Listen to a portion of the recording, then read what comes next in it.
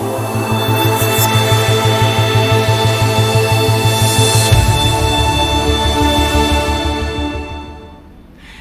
I'm Siobhan, digital nomad currently in Quito, Ecuador.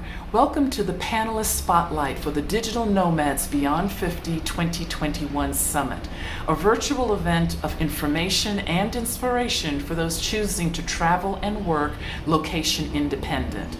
Learn from the experts and the experience about your options, resources, and actions to make it happen. Come on, you know you're ready for this. All right, today we have with us in the panelist spotlight, ANDRÉS CONTERIS. This is why I probably will never learn Spanish, because I cannot remember one thing. Conteris. At any rate, ANDRÉS, welcome and thank you so much. You, as I said, you've been a digital nomad before they even coined the term digital nomad. Yeah. And as the founder of Democracy Now! In Espanol, you have clocked a multitude of miles and you have a multitude of experiences that was tied into all of that. And at this time, you're currently in Guatemala, writing your anti-novel. Would like to learn what that is about when we go into your breakout lounge, your Q&A breakout lounge, where the attendees will have an opportunity to talk directly with you and get their questions answered. You're also managing a guest house on the stunningly beautiful Lake Atitlán.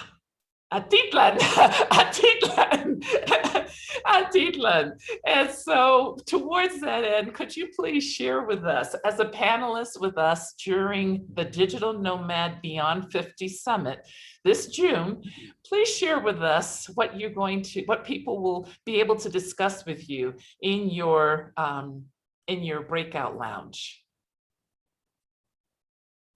Oh, Siobhan, thank you so much. I just want to actually begin by saying thank you in a different language, which is the local language where I live for the moment in San Lucas Tolimán, Sololá in Guatemala. They are the Cachiquel people, and they have an expression, and it's called Matiosh. And I like to translate that as that which is grateful in me honors gratitude itself in you.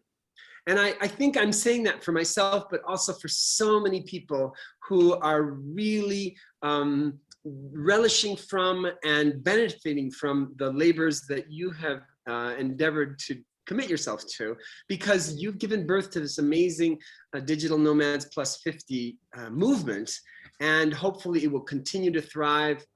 This summit is an example of this baby that you are giving birth to, and we are so proud of you. And we all collectively want to say, Matios. So with that, yes, I'm really excited about participating, because it's true. I really started living as a digital nomad long before the term was even conceived. And it's because I approached Amy Goodman from Democracy Now! In English, and I said, Amy, how is it possible that this independent media that you produce, this hour-long news broadcast every day on radio and television and on the internet, is only in English? And she said, well, what can you do? And I said, well, I will put together a team and we'll make it in Spanish too. And she said, go for it. So in 2005, we gave birth to Democracy Now! In Espanol, and that meant for me being on the road a great deal, all over the hemisphere mostly, but even around the world. I went to Europe as well. And we built a network of more than 500 radio stations that air Democracy Now! In Espanol. Wow. Wow. So it's only primarily the headline news, which is about 15 minutes at the beginning of the show. But then there are also some segments that are fully translated to Spanish as well. But that has so many millions. And I'm really proud of so many folks on the planet now been exposed to an alternative view of the news from the United States, because most of the news is not independent. It's owned by the large corporations and so forth. So we will talk about that a little bit in the breakout. And then you mentioned what I'm really about now. In part, it's this guest house, which we call 𝗂𝗓𝗂𝗧𝗜𝗍. And I won't even ask you to pronounce that one. Thank you, thank you. I'm still learning how to pronounce it myself, actually. 𝗂𝗓𝗂𝗧𝗜 is a beautiful term that refers to giving your word, or it's really the short version of telling the truth. And that theme is highly, highly central to the writing that I'm engaged in. But just a word about 𝗂𝗓𝗂𝗧𝗜𝗍. It's something I initiated just before the pandemic started. I would advise no one to ever try to start a guest house before a pandemic. But then again, who knew the pandemic was coming, right? So anyway, but after a year, it's been a little over a year now, and we're finally starting.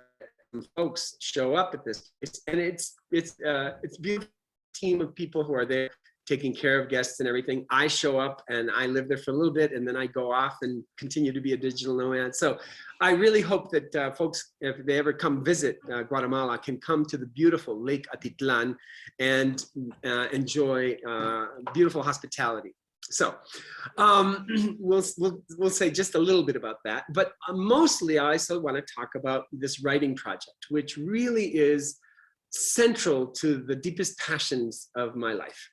And one of them I learned about when I was 5 years old, and I forgot about it, but then reclaimed it. And that is when a traditional native woman of the Oneida tradition in Wisconsin, where I was born. My father is from there. My mother is from South America, from Uruguay.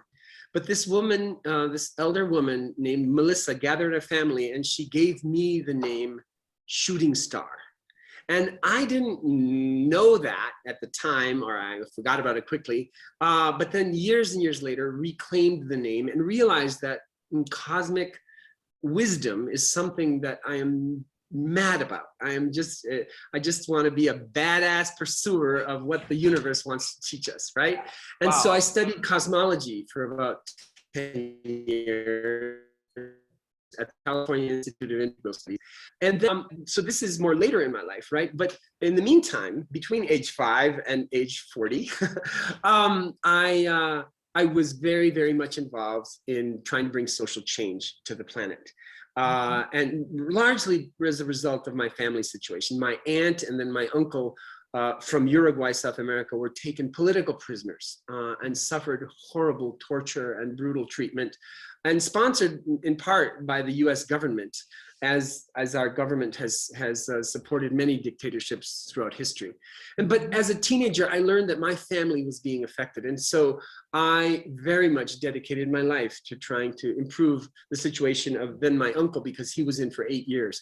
And so I organized a worldwide campaign for human rights. And then that led me to really being passionate about bringing change to the planet, and so that we can have a more just and peaceful place to live, and where healing is more the central theme than war or starvation or racism or sexism, etc. You know, it's like the patriarchy we live in controls so much, and it has for thousands of years, the life within our species in terms of gender, and it's something that shouldn't exist. But anyway, so all of those issues I became very much involved with and active with, and ended up doing some wild and crazy things like long-term hunger strikes and occupying embassies and being on bombing ranges and spending time in jail and all of that, you know, civil disobedience, whatever. So well, I lived a life you'll definitely be able to share quite a bit with the attendees with that, and particularly what you were talking about as far as the planet, as well as protecting a planet. There's a lot that's going on right now about travelers being more cognizant of being conscientious travelers, being conscientious digital nomads in the areas that they go to. So I am very, very, very excited about your participation with us, Andrés. I mean, it's just amazing all that you have to share with us, and I'm so grateful that you will be able to join us for the first, and maybe many more, Digital Nomad Beyond 50 summits going forward. Thank you so much. I really appreciate it, and we look forward to seeing you again in June.